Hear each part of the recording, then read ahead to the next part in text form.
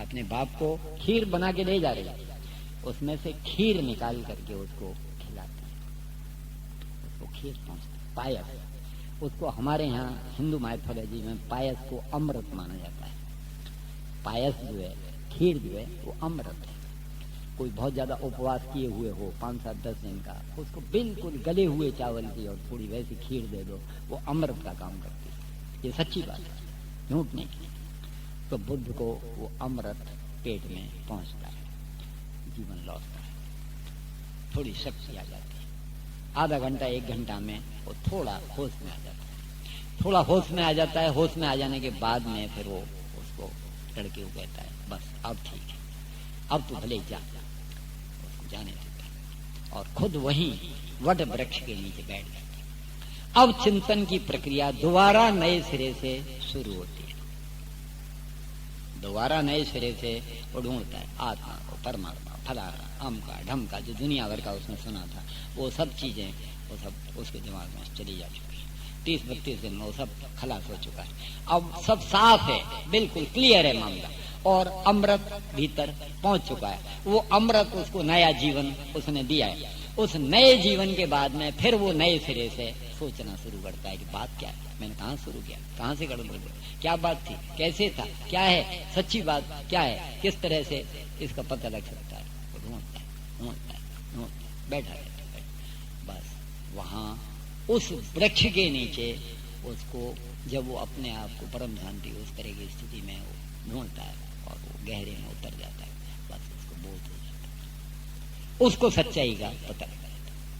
वस्तु ये है। जिस वक्त उसको वस्तु ये है पता लगता है, वो क्लियर हो जाता है, बस परमानंद की स्थिति, परमानंद की स्थिति में पहुंच जाता है, परम चैतन्य की स्थिति में पहुंच जाता है। बैठा रहता है, समय गुजरता है। बाद में फिर वो वहां से उस वस्तु को प्राप्त करने के बाद में उठता है, उसको पता लग गया है, अब बात बन गई है, उसका निकाल हो गया है, उसका ट्रांसफॉर्मेशन हो गया है, परिवर्तन हो गया है। ये एक तरह का रूपांतरण है, परिवर्तन है, रूपांतरण हो गया है। अब वो दुनिया भर की उपाधियों से निकल गया है।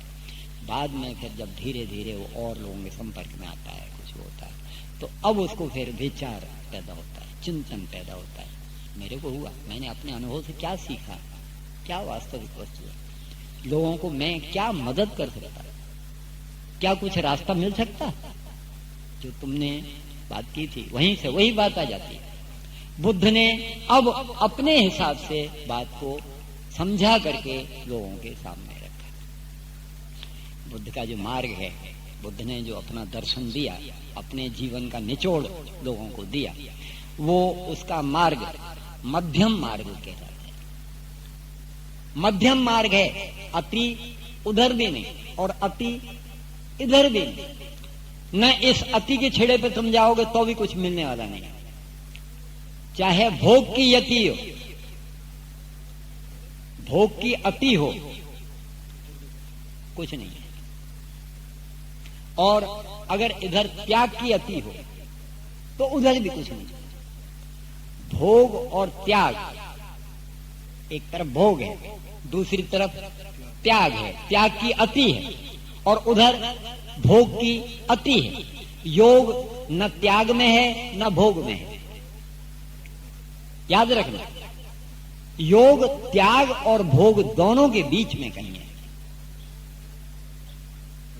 याद रखना, ये महत्व की बात है। त्याग की अति अथवा भोग की अति, अति चाहे त्याग की हो चाहे भोग की हो, वो कुछ भी कल्याण करती नहीं, सही दृष्टि पैदा होने देती नहीं, सही वस्तु का पता लगने देती नहीं। केवल योग जो है सही वस्तु का पता लगने देता है। किंतु योग तो त्याग में भी नहीं, भोग में भी नहीं। योग तो त्याग और भोग दोनों जहां मिलते हैं, एक तरफ से त्याग है, एक तरफ से भोग है, भोग और त्याग दोनों का जो संधि की स्थिति है वो योग है। उस योग को अपने हिसाब से फिर बुद्ध ने भी स्पष्ट किया। हर एक का अलग अलग है। भक्ति योग हो, ज्ञान योग हो, कर्म योग हो, नाद योग हो, हठ योग हो, किस तरह से वो योग हुआ वो तुम्हारा मामला है। चाहे भक्ति के योग से, चाहे ज्ञान के योग से, चाहे दूसरे कर्म के योग से, किसी भी योग से तुम आए, किस योग से आए, किस तरह से हुए, वो कोई महत्व की बात नहीं है। तो महत्व की बात क्या है? योग महत्व की बात है। योग जो है अपी में नहीं है, ये बुद्ध ने भी स्पष्ट किया। हमारी चर्चा जो 3-4 दिन चलती रही है उसमें बार बार इशारा हुआ है, ये स्पष्टीकरण है। कोई सा भी मार्ग हो, भक्ति का, ज्ञान का, कर्म का, हठ योग का, नादि योग का, ध्यान योग का, ज्ञान योग, किसी का भी, उसमें योग महत्व की बात है। योग हो जाना चाहिए। योग होता है तो बात बनती है, योग होता है तो निकाल होता है, नहीं तो कुछ नहीं होता। बस ये हमको समझना है। बुद्ध ने इसका स्पष्टीकरण किया। उसने जो अपना रास्ता बताया, उस रास्ते में भी वही जो चीजें उसने समेट ली जो अलग अलग दिशाओं से मिली। उसने क्या किया है? सबसे पहले वो कहता है कि ये संसार है, बराबर, इस संसार में तुम रहते हो, इस संसार में तुमको रहना है। तो इस संसार में दुख है, दुख के सिवा और कुछ नहीं है। संसार अर्थात दुखालय, दुखों का घर। हाँ, संसार अर्थात दुखालय, दुखों का घर, ये संसार। उसने फिर उसका स्पष्टीकरण किया है, उसने उसका खुलासा किया है। उसने कहा जन्म दुख है। जैसे बच्चा पैदा होता है, उसकी माँ को कितनी पीड़ा होती है, बच्चे को भी पीड़ा होती है। जन्म में दुख है, याद रखना, जन्म दुख है, मृत्यु दुख है, मरने में भी पीड़ा होती है, मरने में भी दुख है। जन्म दुख है, मृत्यु दुख है, जरा दुख है, जरा का मतलब बुढ़ापा, वो दुख है। व्याधि, दुनिया में कोई ऐसा नहीं है जिसको व्याधि नहीं, तो व्याधि दुख है। अच्छा, अब अगर संयोग या वियोग, इसमें अगर होता है कि संयोग में सुख है और वियोग में दुख है, ऐसा होता है ना, तो वो उसका खुलासा करता है। वो कहता है प्रिय का वियोग दुख है। जो हमें प्यारा लगता है वो अगर मर जाए तो हमको कितना दुख होता है। ये बात समझ में आती है? अप्रिय का संयोग दुख है। जो आदमी हमको अच्छा नहीं लगता और वो आदमी अगर आ जाए तो हम भले ही बाहर से कुछ नहीं कहें, मगर भीतर भीतर कहते क्या आफत आ गई, ये किसी तरह से हत्या कटे, जो है कहाँ मेरा खोपड़ा खराब करने को चला है, ये भाड़ में जाए, जो है ये जाए तो सही किसी तरह। तो अप्रिय का संयोग दुख, प्रिय का वियोग दुख है। तो वियोग में, संयोग में दुख नहीं है। उसको उसने स्पष्टीकरण करने की कोशिश की है कि प्रिय का वियोग दुख है, अप्रिय का संयोग दुख है। इस तरह से उसने बहुत सी चीजों को समेटा है। इसमें ज्यादा डिटेल में उतरने की जरूरत नहीं है। अंतिम बात एक ही है कि संसार में दुख है, ये नक्की हो जाता है। संसार में रहना, संसार में संसारी बात करो तुम, तो संसार में दुख है, बिल्कुल नक्की। पहली बात, उसने 4 आर्ष सत्यों का विवरण दिया और उन 4 आर्ष सत्य के ऊपर उसका बुद्ध का मार्ग स्थापित है। पहली चीज संसार में दुख है। दूसरी चीज है, अगर संसार में दुख है तो उसका कोई ना कोई कारण होना चाहिए। संसार में दुख का कारण क्या है?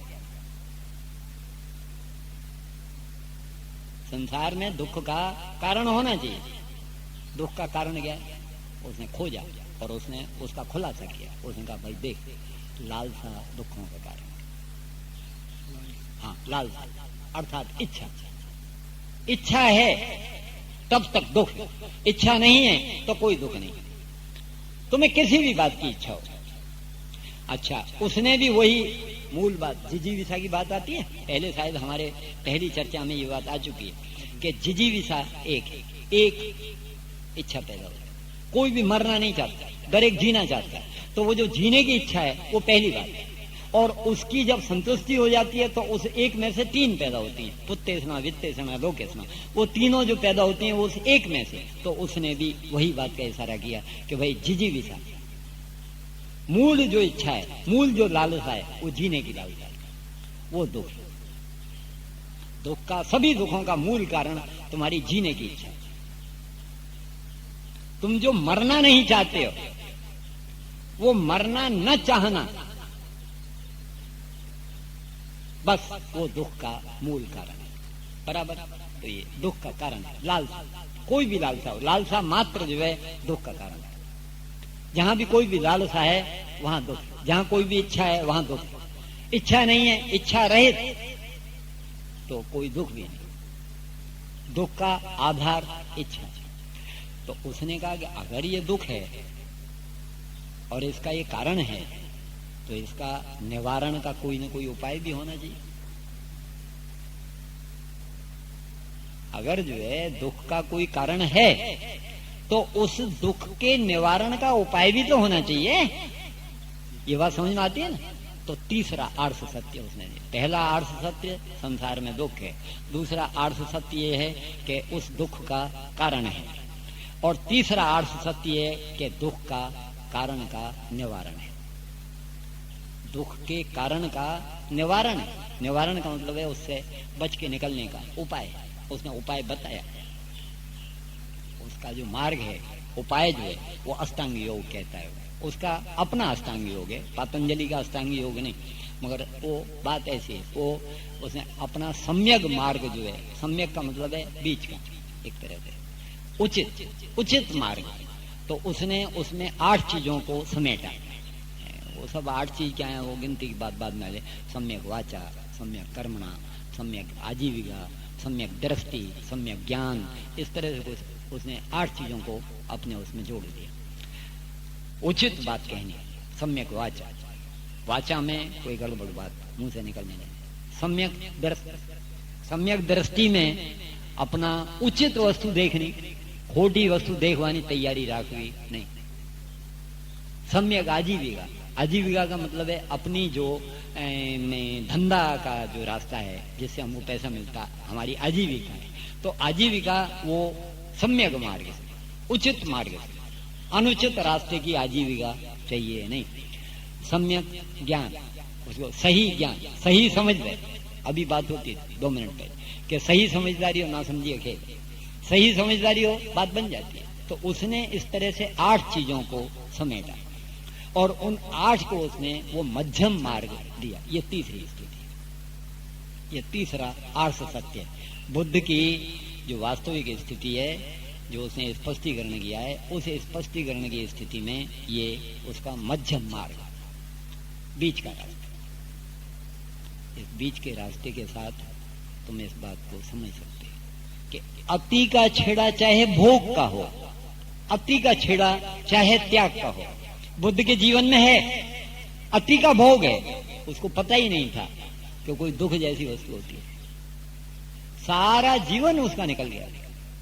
अति का छेड़ा, ऐसी स्थिति, और बाद में अति का त्याग। ओहो हो, ऐसा त्याग, खाना भी नहीं खाना। 30 दिन हो गए, 32 दिन हो गए, मर जाना मंजूर है, पर खाना नहीं खाना। उस अति के त्याग को भी उसने अनुभव करके देख लिया। अति का त्याग, अति का भोग किसी में भी वस्तु नहीं। एक और दाखिले समझ सकते, तुम प्रयत्न कर सकते। देखो, विचार करो, अभी तुम यहां से सड़क के ऊपर निकल के जाते, तुम्हारे पास 2 पहिया वाहन है। तो जिस वक्त तुम नीचे सड़क के ऊपर उतरते और अपने वाहन को लेकर के चलना शुरू करते और उसको स्पीड देते, जब वो वाहन स्पीड में आता तो तुम उस वाहन को कहां चलाते? बीच में चलाते। याद रखना है इस बात, बहुत विचार करने की बात है, बिल्कुल स्पष्ट बात है। हम अगर समझ सकें तो हमें ऐसे दिशा मिल जाती है।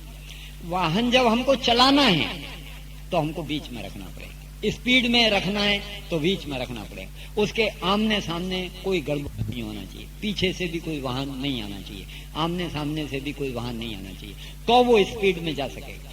जैसे ही हमें सामने से मोटा वाहन आता हुआ दिखाई पड़ता है तो तुम क्या करते हो? विचार करना। उसको, वाहन की स्पीड को तुम कम करते हो पहले, बराबर।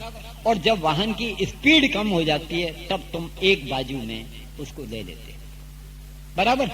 अच्छा, मोटा वाहन है, सिंगल पट्टी रोड है, तो तुम्हें कच्चे में भी उतार लेना पड़ता है, बराबर। जिस वक्त तुम कच्चे में उतारते हो उस वक्त वाहन की स्पीड जो है रखते हो, ऐसा नहीं, स्पीड बिल्कुल बंद कर देनी पड़ती, कभी कभी तो खड़े कर देना पड़ता है। तुम छेड़े के ऊपर जा सकते हो, छेड़े के ऊपर चले जाते हो, पहुंच जाते हो, मगर छेड़ा काहे के लिए? जान बचाने के लिए। सामने वाले वाहन से हमारा उद्धार नहीं हो जाए, इस बात से बचने के लिए तुम छेड़े पे जाते हो। और छेड़े पे जब जाते हो तो क्या करना पड़ता? स्पीड धीमी नहीं, बंद कर देना पड़ता। वो तो बंद कर देने वाला मामला है। बंद करके अपने वाहन को खड़ा कर लेना पड़ता है। अगर जरा भी स्पीड में रह जाएगा तुरंत नीचे खाड़े में जाएगा। वो खुद तो जो है वाहन हरिओम तत्सत होगा ही, मगर वो संग संग तुमको भी लेके हरिओम तत्सत होगा। बात समझ में आती है ना? खाड़े में कलामुंडी खाएगा, 2-3 कलामुंडी खाएगा, तुमको भी ले मरेगा, बराबर। तो तुम क्या करते हो? बंद कर दे, बंद करके खड़ा कर दे। वो जो मोटा वाहन है वो तुम्हारे बराबर से हो करके निकल जाता है, बराबर। और जब तुम्हें फिर दोबारा जो है चलने की इच्छा होती है, वो सब कुछ होता, तो तुम धीरे धीरे वाहन को स्पीड देते और मोड़ करके सड़क के ऊपर ले आते और ला करके बीच में पहुंचा देते। बीच में पहुंचाने के बाद में एक्सीलेटर देते। जो तुम उसको एक्सीलेटर देते, वो जब वाहन को तुम बीच में ले आते उसके बाद में एक्सीलेटर देते। बोलो, ऐसे ही होता है? अच्छा, तो उसमें से आकर के आगे उसको स्पीड मिलती, स्पीड वो पकड़ता। तब जो है अगर तुमको इसी तरह से जीवन को भी जो है उसी तरह से वो करना है, तो चलने के टाइम बीच में चलना पड़ेगा। कोई कटोकटी आ जाए तो जान बचाने के लिए, जान बचाने का मामला हो, उस वक्त जो है जो साधक है उस साधक से ये अपेक्षा की जाती है कि वो त्याग के छेड़े पे जाके खड़ा हो जाए, भोग के छेड़े पे नहीं। जान बचाने के टाइम पे साधक कहे कि भाई इस वक्त तो जान बचानी है, कुछ हुआ है, मैं भोग के छेड़े पे जाके खड़ा हो जाऊं, तो वो पतन का मार्ग है। उधर भोग के छेड़े पे जाकर के खड़ा नहीं हो सकता, मगर अपनी जान बचाने के लिए वो त्याग के छेड़े पे जाके खड़ा हो सकता है। मगर जैसे ही जान बच जाए, बात कटोकटी निकल जाए, उसके बाद में फिर अगर चलना है तो भोग और त्याग, उन दोनों के बीच में जहां योग की पट्टी है, संधि है, उस संधि के ऊपर चलना पड़ेगा। योग सतत है, योग मूल है, योग के बिना कुछ होने वाला नहीं। चाहे वो तमस की प्रधानता हो, रजस की प्रधानता हो, सत्व की प्रधानता हो, किसी भी गुणात्मक स्थिति की प्रधानता हो, योग मूल है। जुड़ना है किससे? पोतानी जात से। किस जात से? जो तुम्हारी पोतानी असली जात है, उस तो किसी भी तरह से अपने आप को बचा करके जो तुम्हारी पोतानी असली जात है, उस जात के साथ तुमको जोड़ो। जात के साथ जोड़े बिना बात बनने वाली नहीं है। तो अपने पोतानी जात के साथ जोड़ना, पोतानी जात को पहचान लेना, इस ऊपर का जो तमाशा है, ये शरीर का जो स्तर है, स्थूल का जो स्तर है, भौतिक जो स्तर है, इसके महत्व को नकार देना और इसमें से सहज होके पसार हो जाना, बस वही योग। वो तुम कैसे भी करो, कर्म के द्वारा, भक्ति के द्वारा, ज्ञान के द्वारा, हठ के द्वारा, ध्यान के द्वारा, नाद के द्वारा, किसी और पद्धति के द्वारा, कोई भी तुमने रास्ता पकड़ा हो, तुम्हें योग होना चाहिए। अगर योग होता है तो बात बनती है, योग नहीं होता तो या फिर भोग होता है या त्याग होता है। त्याग का भी अहंकार जो तुमको खाता रहता है और भोग का भी अहंकार खाता रहता है, सारा जीवन तुम्हारा निकल जाता है। तुम्हारी ऐसी स्थिति हो जाती है कि चाहे त्याग की स्थिति हो, चाहे भोग की स्थिति हो, भोग और त्याग दोनों की स्थिति तुमको अति के छेड़ों पे ले जाती है। तुम जीवन भर इस बात का प्रयत्न करते रहे, जब बहुत ज्यादा भोग की अति हो जाती है तो उससे कंटाड़ा आता है, तुम तुरंत भागते, ये नहीं, ये बराबर है। एकदम त्याग के उस पर, अब तो ये व्रत करना है, ये उपवास करना है, ऐसा करना, वैसा करना, यूं करना है, तो करना है, ऐसे करना, वैसे करना, इसमें तुम जुड़ जाओ। जब उससे कंटाड़ा आता, बहुत मैं व्रत किया, बहुत उपवास किया, यार कुछ इसमें सार नहीं मिला, कुछ बात बनी नहीं, तो तुरंत फिर तुम दोबारा भोग की ओर भागते, भोग से त्याग की ओर, त्याग से भोग की ओर, भोग से फिर त्याग की ओर, त्याग से फिर भोग की ओर। एक छेड़े से दूसरे छेड़े पे, इस छेड़े से उस छेड़े पे, उस छेड़े से इस छेड़े पे, इसमें पूरा जीवन पूरा हो जाता है। आदमी को वास्तविक वस्तु का पता चल ही नहीं पाता, अपनी पोतानी जात का उसको किसी भी दिन पता नहीं चल पाता। नतीजा ये है कि उसका पूरा जीवन जैसे आया था वैसे, बस प्रकृति की थोड़ी बहुत व्यवस्था के आधार पे हो चल पूरा हो, केवल एक कुछ नहीं। खूब देखा है, विचार किया और अंत में निष्कर्ष निकाला है, देखा है भोग का और त्याग का छेड़ा, एक ये छेड़ा एक ये छेड़ा। श्रद्धा की दृष्टि से बात करो तो भी यही है। एक छेड़े के ऊपर अंधश्रद्धा है, दूसरे छेड़े के ऊपर अश्रद्धा है। हाँ, एक छेड़े के ऊपर अंधश्रद्धा है और दूसरे छेड़े के ऊपर अश्रद्धा है।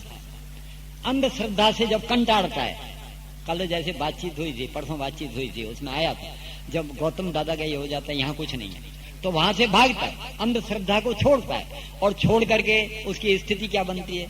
अश्रद्धा, अश्रद्धा पे जाता है सीधा। अच्छा, अब अश्रद्धा पे ज्यादा दिन रह नहीं सकता,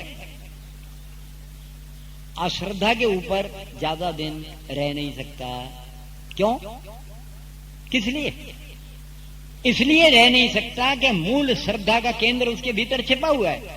जैसे ही वो अश्रद्धा के ऊपर ज्यादा दिन रहता है, तुरंत वो भीतर की जो श्रद्धा है फिर उसको परेशान करने लगती है। यार कहीं तो चलो, कोई तो जगह ऐसी होनी चाहिए। गौतम दादा के पास नहीं हो तो किसी दूसरे दादा को ढूंढो, कोई दादा तो ऐसा मिलना चाहिए जो दादा के बराबर है। फिर दूसरे दादा को ढूंढता है, दूसरे दादा, फिर दोबारा अश्रद्धा पे से फिर दोबारा किसी न किसी अंधश्रद्धा के केंद्र के ऊपर फिर दोबारा पहुंच जाता है। और अंधश्रद्धा में से साल में, 6 महीने में, 2 वर्ष में जब जाकर के उसको अंधश्रद्धा का पता लगता है कि यहां तो कुछ नहीं है। क्यों? क्योंकि वहां अंधश्रद्धा है, वहां अंधश्रद्धा है और वहां अश्रद्धा है। श्रद्धा कहीं बीच में है और बीच में तो तुम रुकते ही नहीं, केवल छेड़े के ऊपर रुकते हो। दौड़ लगा, मुट्ठी बांध के दौड़ता है, मुट्ठी बांध के दौड़ता है ना आदमी कि बस यहां से जाके वो धाई छूनी है, तो एक छेड़े से दूसरे अति के छेड़े पे सीधा पहुंचता है। और जब उस छेड़े से कंटाड़ता है तो मुट्ठी बांध के भगता है आंख मूंद के और दूसरे छेड़े पे पहुंच जाता है। अंधश्रद्धा से कंटाड़ता है तो अश्रद्धा के छेड़े पे पहुंच जाता है और अश्रद्धा से कंटाड़ता है तो अंधश्रद्धा के छेड़े पे पहुंच जाता है। एक भोग का छेड़ा है, एक त्याग का छेड़ा है, मगर वो त्याग हमारा कोई कल्याण नहीं करता। अंधश्रद्धा भले ही पैदा करता हो, मगर अंधश्रद्धा तो थोड़ी स्थिति है, वो तो हमको कहीं में नहीं ले जाती। वस्तु न त्याग में है और न भोग में है, वस्तु न अश्रद्धा में है न अंधश्रद्धा में है। वस्तु जो है वो द्वैताद्वैत विलक्षण है। कोई भी ये कहता है कि द्वैत है, भक्त है और भगवान है, गलत बात। या तो भगवान है और या फिर भक्त है। जब तक ये स्थिति नहीं बनती तब तक कुछ नहीं होता। भक्त भगवान में विलीन हो जाना चाहिए। भक्त जब तक भगवान में विलीन नहीं होता है तब तक कुछ नहीं होता है। वस्तु द्वैत में नहीं है। अच्छा, कोई अद्वैत की बात करता है तो भी बात गलत है। अद्वैत भी नहीं है, द्वैत भी नहीं है और अद्वैत भी नहीं है। हाँ, जो मूल बात है वो यही है, परेशानी की बात यही है। क्यों? क्योंकि अद्वैत की जो स्थिति है वो ऐसी अद्वैत है जहां के दूसरा कोई नहीं। अद्वैत है, एको हम, एक तो हूं, मगर एक की गिनती का मैथमेटिक्स का सिद्धांत है, गणित का सिद्धांत है। क्या सिद्धांत है? अगर एक है तो दूसरा होना चाहिए, एक के साथ दूसरा जुड़ा हुआ है, ये सिद्धांत की बात है, बराबर। मगर वेदांत का सिद्धांत दूसरा है। वो क्या कहता है? एको हम द्वितीयो नास्ति। एक तो हूं मैं, मगर कैसा एक?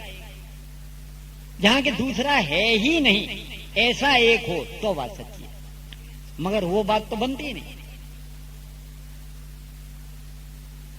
तो वस्तु क्या है? वस्तु द्वैताद्वैत विलक्षण है।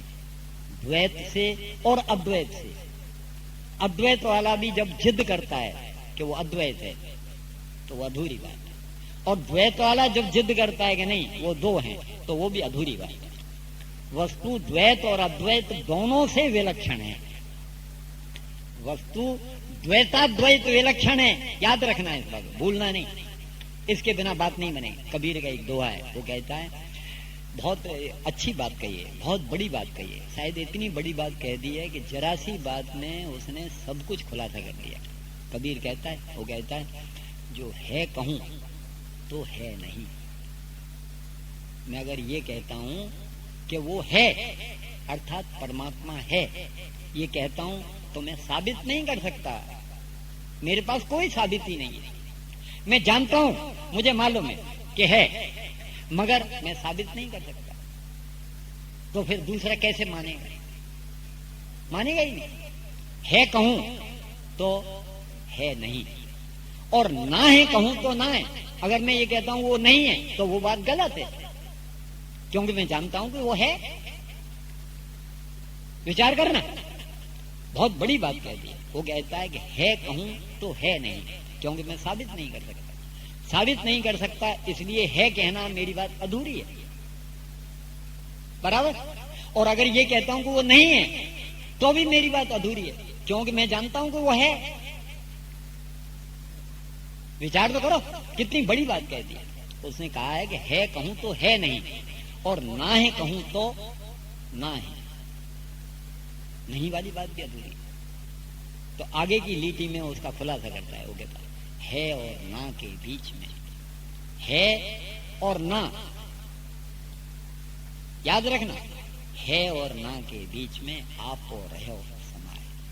जो वास्तविक स्थिति है, जो वास्तविक वस्तु है, वो इस है और ना, इन दोनों के बीच में कहीं समाई हुई है। त्याग और भोग दोनों ही अधूरी बात है। वस्तु बीच में कहीं है, श्रद्धा बीच में कहीं है, अंधश्रद्धा और अश्रद्धा वो दोनों ही अधूरी बात है। अंधश्रद्धा भी अधूरी बात है और अश्रद्धा भी अधूरी बात है। विचार कर लेना, ये बात फिर सोच लेना। कबीर ने बहुत बड़ी बात कहती है, वो कहता है नहीं तो है कहूं तो है नहीं। अगर मैं कहता हूं कि है तो मेरी बात अधूरी, क्योंकि मैं साबित नहीं कर सकता। मैं जानता हूं कि है, मुझे पूरा दृढ़ निश्चय, मगर मैं दूसरे को साबिती नहीं दे सकता। दूसरे को किसी भी तरह से मैं इसको समझा नहीं सकता, तो मेरी बात कौन मानेगा? तो है कहूं तो है नहीं। और अगर मैं ये कहता हूं कि वो नहीं है तो मेरी बात झूठ है, क्योंकि मैं जानता हूं कि वो है, मुझको पता है। उसका होना बिल्कुल नक्की है, मुझे पता है, पूरा विश्वास है। बुरा मेरा तो रूपांतरण हो गया है, मुझे तो सब कुछ पता है कि वो है। कैसे कहूं कि वो नहीं है? तो मेरी नहीं वाली बात गलत है। तो है क्या? है और ना के बीच में आप और रहो समाये। है कहूं तो है नहीं, ना है कहूं तो ना है और ना के बीच में आप और रहो समाये। वो आपा जो है, जो वास्तविक वस्तु है, वो वास्तविक वस्तु है और ना इन दोनों के बीच में कहीं समाई हुई है। कहां समाई हुई है ये तुमको समझ लेना पड़ेगा। बुद्ध की जो बात चल रही थी वही बात था। उसने बीच का मार्ग बताया, मध्यम मार्ग, सम्यक वाचा, सम्यक कर्मणा, सम्यक दृष्टि, सम्यक आजीविका, सम्यक ज्ञान। इस तरह से उसने और बहुत सी चीज, 8 चीजें दी। उन 8 का पालन करे, हमेशा उचित देखे, उचित सुने, उचित जो है ज्ञान मतलब ज्ञान की स्थिति रखे, उचित को